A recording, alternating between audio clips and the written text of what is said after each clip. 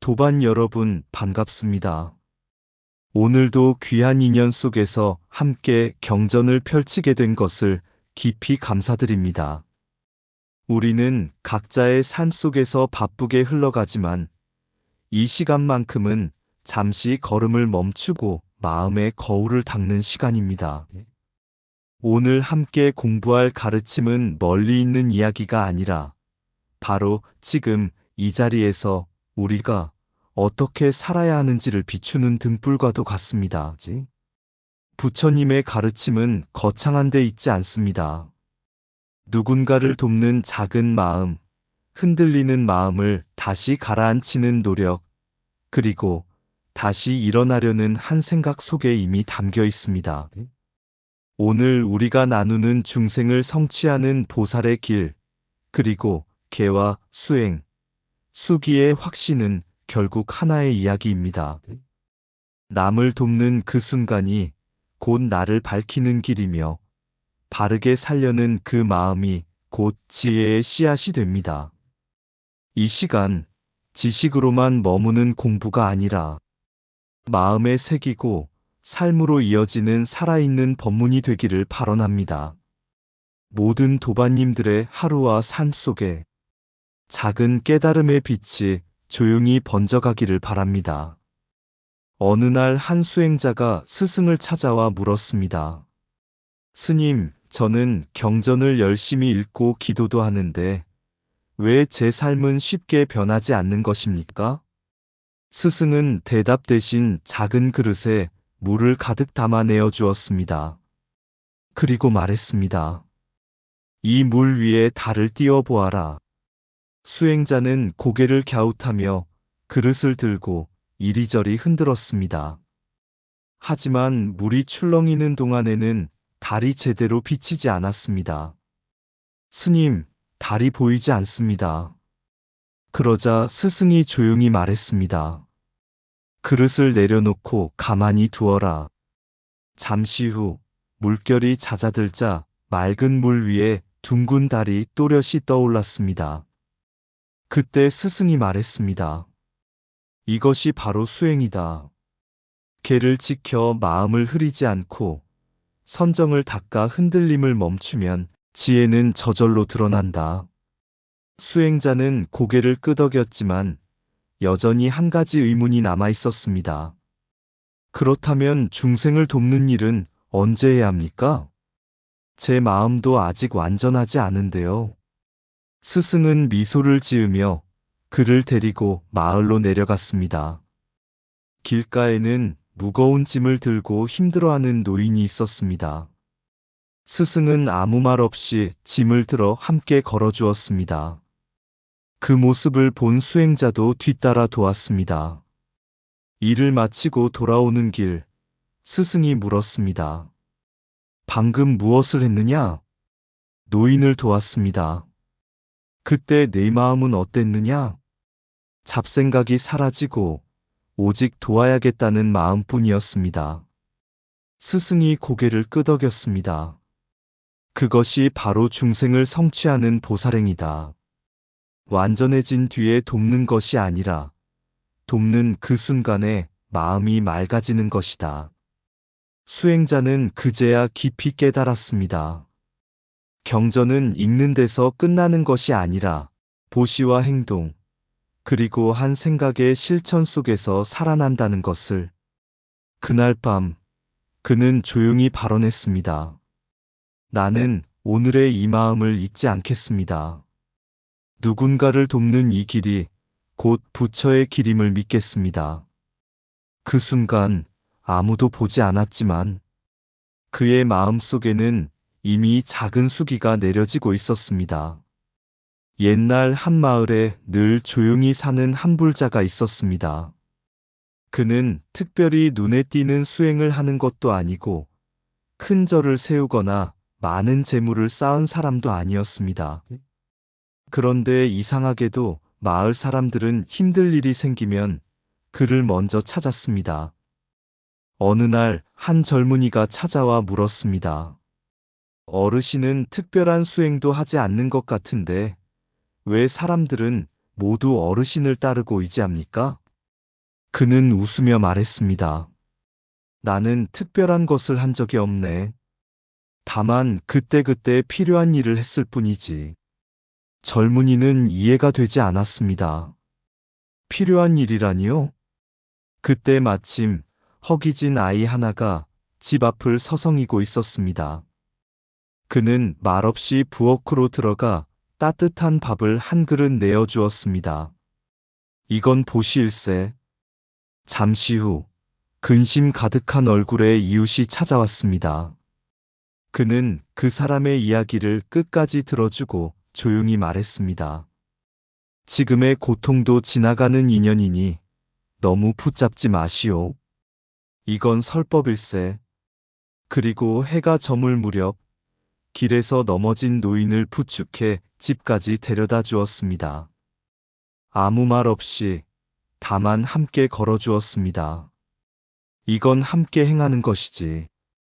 젊은이는 그제야 눈이 밝아졌습니다. 그럼 어르신은 언제 수행을 하십니까? 그는 부드럽게 웃었습니다. 지금 한 모든 것이 수행이네. 그리고 조용히 덧붙였습니다. 중생을 돕는 방법은 거창하지 않네. 재물이 있으면 나누고, 말이 필요하면 전하고, 말보다 손이 필요하면 몸으로 돕는 것. 그때 마음이 물들지 않으면 그것이 바로 보살행일세. 그날 밤 젊은이는 오래도록 잠을 이루지 못했습니다. 경전 속 글자가 아니라 눈앞에서 살아 움직이는 가르침을 보았기 때문입니다. 그는 깨달았습니다. 보살은 멀리 있는 존재가 아니라 누군가에게 지금 필요한 것을 아낌없이 내어주는 사람이라는 것을. 그리고 그 순간 그의 작은 하루도 누군가를 향한 수행으로 바뀌기 시작했습니다. 남을 돕는 손길 속에 이미 보살의 길이 열려 있다. 보시는 재물을 나누는 것이 아니라 마음의 벽을 허무는 일이다. 한마디의 바른 말은 천냥의 공덕보다 깊이 중생을 살린다. 몸으로 함께하는 것이야말로 가장 진실한 설법이다. 중생을 돕는 그 순간 수행은 이미 완성되고 있다. 베풀되 흔적을 남기지 않는 것이 보살의 향기다. 말이 필요 없는 자리에서는 손이 법문이 된다. 설법은 입에서 나오지 않고 자비심에서 흘러나온다. 남을 위한 한 걸음이 곧 깨달음을 향한 한 걸음이다. 물들지 않는 마음으로 돕는 것이 참된 보살행이다. 도움을 주는 자와 받는 자가 둘이 아닐 때 진리가 드러난다. 작은 친절 하나가 한 생의 어둠을 밝힐 수 있다. 삶으로 보여주는 가르침이 가장 깊은 경전이다. 조건 없이 내어주는 마음에서 부처의 길이 시작된다. 오늘 내가 건넨 따뜻함이 내일의 깨달음으로 돌아온다. 어느 날 한제가 불자가 스승을 찾아와 말했습니다.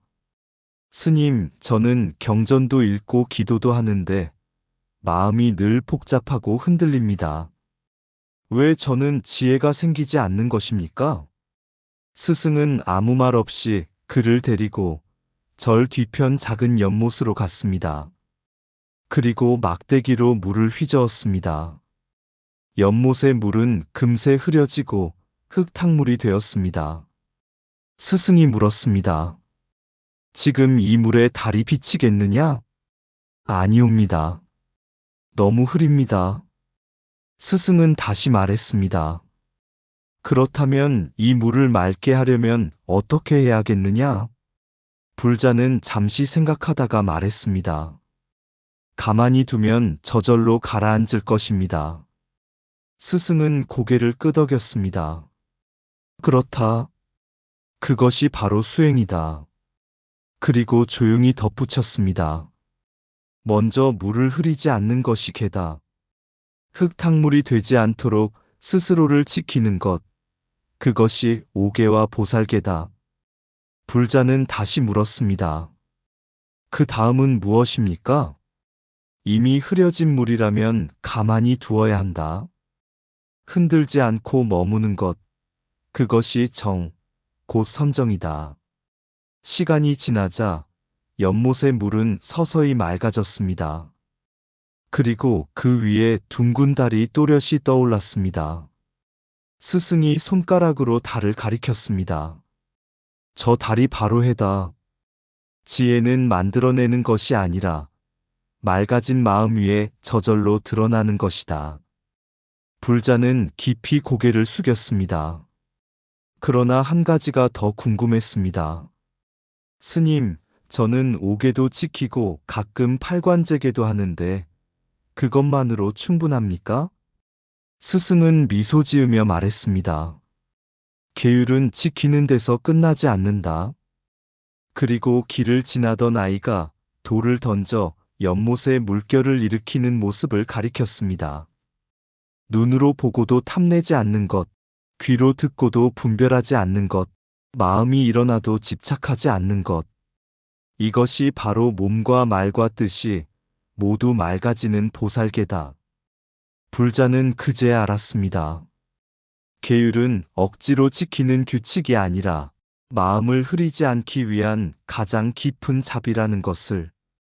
그날 이후 그는 계를 두려움으로 지키지 않았습니다.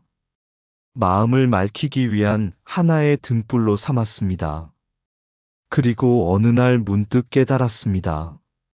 마음을 억누르지 않아도 고요해지고 고요해진 자리에서 세상을 바라보니 모든 것이 분명해졌습니다. 그는 조용히 중얼거렸습니다. 아, 지혜는 얻는 것이 아니라 드러나는 것이었구나. 그 순간 그의 마음 연못 위에는 흔들림 없는 밝은 달 하나가 오래도록 머물고 있었습니다. 계를 지키는 것은 자신을 묶는 일이 아니라 마음을 맑히는 일이다. 흐리지 않는 삶이 곧 가장 깊은 수행이다. 계는 행동을 바르게 하고 정은 마음을 고요하게 하며 회는 진리를 드러낸다. 마음이 고요해지면 지혜는 애써 찾지 않아도 스스로 떠오른다. 계율은 억제가 아니라 자유로 가는 문이다. 흔들리지 않는 마음 위에 깨달음은 조용히 피어난다. 선정은 아무것도 하지 않는 것이 아니라 더 이상 흔들리지 않는 것이다. 지혜는 배워서 얻는 것이 아니라 맑아져서 드러나는 것이다. 작은 계율 하나를 지키는 것이 큰 깨달음의 씨앗이 된다. 마음이 맑으면 세상도 맑게 비친다. 보살의 계는 남을 위해 스스로를 바로 세우는 것이다. 집착하지 않는 마음이 가장 깨끗한 계율이다. 고요함은 비어있음이 아니라 지혜가 머무는 자리다. 계를 지키는 순간 이미 수행은 시작되고 있다. 개정애가 하나가 될 때 삶 자체가 곧 깨달음이다. 어느 날 한 수행자가 스승을 찾아와 깊은 한숨을 내쉬었습니다. 스님, 저는 오랫동안 기도하고 수행해 왔습니다. 그런데도 제 삶은 여전히 부족하고 부처님이 저를 알아주시는지조차 모르겠습니다. 스승은 잠시 그를 바라보다가 작은 씨앗 하나를 건네주었습니다. 이 씨앗을 심어보아라. 수행자는 정성껏 땅을 파고 씨앗을 심었습니다. 그리고 하루가 지나고 이틀이 지나고 사흘이 지나자 조급해졌습니다. 스님, 아무것도 나오지 않습니다. 이 씨앗은 죽은 것 아닙니까? 스승은 미소를 지으며 말했습니다. 땅 속에서 일어나는 일을 내 눈으로 다 보아야만 믿겠느냐? 수행자는 말을 잇지 못했습니다. 며칠이 더 지나자 작은 싹 하나가 조용히 땅을 밀고 올라왔습니다. 그 순간 수행자의 눈이 밝아졌습니다. 아, 살아있었군요. 스승이 고개를 끄덕이며 말했습니다. 수행도 이와 같다. 기도하고 선한 일을 쌓으면 그 공덕은 반드시 마음 깊은 곳에 심어진다. 다만 아직 드러나지 않았을 뿐이다. 수행자는 다시 물었습니다. 그렇다면 저는 언제 열매를 맺게 됩니까? 스승은 단호하게 말했습니다. 이미 맺고 있다. 예. 네가 포기하지 않고 다시 묻고, 다시 기도하고, 다시 일어서려는 그 마음. 그것이 바로 수기의 시작이다. 수행자의 가슴이 조용히 울렸습니다. 스승은 이어서 말했습니다. 자지수기란 누군가가 너는 부처가 된다고 말해주기 전에 스스로 아는 것이다. 나는 반드시 이 길을 간다는 확신, 그것이 이미 부처님의 인가다. 그날 이후 수행자는 기도하는 방식이 달라졌습니다. 이전에는 결과를 바라며 기도했다면 이제는 이렇게 발언했습니다. 저는 다만 이 길을 걷겠습니다. 결과는 부처님의 때에 맡기겠습니다. 시간이 흐르면서 놀라운 일이 일어났습니다.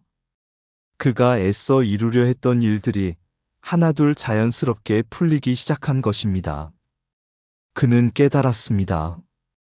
기도는 소원을 밀어붙이는 것이 아니라 마음을 성숙시키는 과정이며 수행은 결과를 얻기 위한 노력이 아니라 이미 이루어지고 있음을 믿는 길이라는 것을 어느 날 그는 조용히 하늘을 향해 합장했습니다.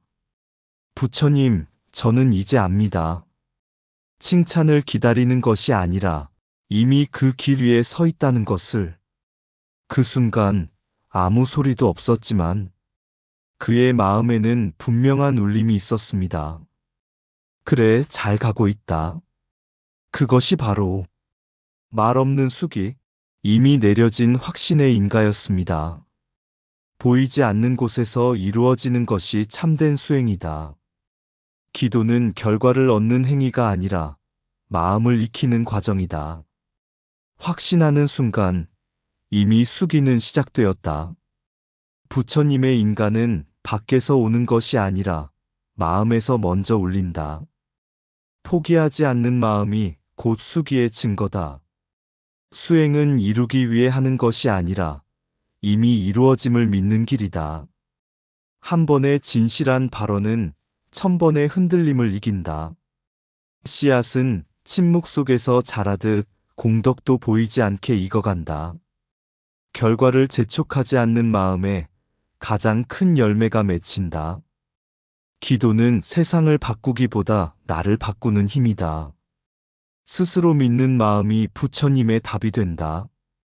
오늘의 한 걸음이 내일의 깨달음을 이미 품고 있다. 수기는 미래의 약속이 아니라 현재의 확신이다. 흔들리는 순간에도 다시 일어나는 것이 수행이다. 반드시 이루어진다는 믿음이 이미 이루어진 상태다. 어느 날 3명의 수행자가 길을 함께 걷고 있었습니다. 그들은 각자 다른 공부를 하고 있었습니다. 첫 번째 수행자는 늘 사람들을 도왔습니다. 배고픈 이에게 밥을 나누고 슬픈 이의 이야기를 들어주며 말했습니다. 중생을 돕는 것이 곧 나의 수행이다. 두 번째 수행자는 말수가 적었습니다. 늘 스스로를 돌아보며 계를 지키고 마음을 가라앉히는 데 힘썼습니다. 마음을 맑히지 않으면 아무것도 제대로 볼 수 없다고 했습니다. 세 번째 수행자는 조용히 기도하는 사람이었습니다. 어려운 일이 있어도 흔들리지 않고 말했습니다. 나는 반드시 이 길을 간다. 결과는 이미 정해져 있다. 어느 날 세 사람은 큰 강 앞에 이르렀습니다. 다리는 끊어져 있었고 물은 깊고 거칠게 흐르고 있었습니다. 첫 번째 수행자는 말했습니다. 나는 사람들을 도우러 돌아가겠다. 그리고 왔던 길로 돌아갔습니다. 두 번째 수행자는 강가에 앉아 마음을 가라앉혔습니다. 지금은 건널 때가 아니다. 그는 고요히 머물렀습니다. 세 번째 수행자는 강을 바라보다가 조용히 발을 내디뎠습니다. 물은 차고 깊었지만 한 걸음 한 걸음 멈추지 않았습니다. 그때였습니다. 멀리서 누군가 외쳤습니다. 이쪽에 얕은 길이 있습니다. 알고 보니 첫 번째 수행자가 마을 사람들과 함께 돌아와 안전한 길을 찾아주고 있었던 것입니다. 두 번째 수행자는 이미 물의 흐름을 살펴 가장 안전한 방향을 알고 있었습니다. 세 번째 수행자는 그 길을 믿고 끝까지 걸어갔습니다. 세 사람은 결국 함께 강을 건넜습니다. 그 순간 스승이 나타나 말했습니다. 너희는 각자 다른 길을 걷는 것 같았지만 사실은 하나의 길을 완성한 것이다. 중생을 돕는 행이 있었고 마음을 맑히는 계와 정이 있었으며 끝까지 나아가는 확신이 있었다. 새 수행자는 그제야 깊이 깨달았습니다. 보살행, 개정의, 그리고 수기의 확신은 따로 있는 것이 아니라 하나의 길이었다는 것을. 그날 이후 그들은 더 이상 자신을 나누지 않았습니다. 돕는 순간에도 마음을 살피고 수행하는 순간에도 중생을 떠올리며 어떤 상황에서도 흔들림 없는 확신으로 걸어갔습니다. 그리고 그 길 위에서 그들은 이미 알고 있었습니다. 멀리 도착해야만 부처가 되는 것이 아니라 이렇게 걷고 있는 지금 이 순간이 바로 그 길이라는 것을. 오늘 우리의 삶도 다르지 않습니다. 누군가를 향한 작은 도움 하나, 마음을 맑히려는 한 번의 멈춤, 그리고 다시 일어나는 한 생각. 그 모든 것이 모여 이미 우리를 깨달음의 길 위에 서 있게 합니다. 그러니 너무 멀리 찾지 마십시오. 이미 한 걸음을 내딛고 있는 그 자리, 그곳이 바로 수행이고 그곳이 바로 도착입니다. 이미 그 길 위에 보이지 않는 곳에서 씨앗 하나 숨쉬고 있다. 손을 내밀어 누군가를 일으키는 순간 그 씨앗은 조용히 깨어나고 흔들리던 마음을 내려놓을 때 물결은 스스로 잠잠해진다. 맑아진 그 자리 위에 아무도 부르지 않았는데 달 하나 떠오른다. 묻지 않아도 대답은 이미 와 있고 찾지 않아도 길은 이미 이어져 있다. 나는 다만 오늘 한 걸음 내디딜 뿐인데 그 걸음 속에 수없는 인연이 함께 걷고 그 마음 속에 부처의 빛이 스며든다. 멀리 가야 한다 생각했으나 이미 여기였고 이루어야 한다 애썼으나 이미 이루어지고 있었다. 그래서 오늘도 조용히 손을 내민다. 그것이 기도이고 그것이 수행이며 이미 도착한 길이기 때문이다. 이상 붓다의 복과 지혜였습니다. 오늘도 복지 구족한 날 되세요. 구독과 좋아요는 붓다의 복과 지혜를 밝히는 큰 자비의 등불이 됩니다.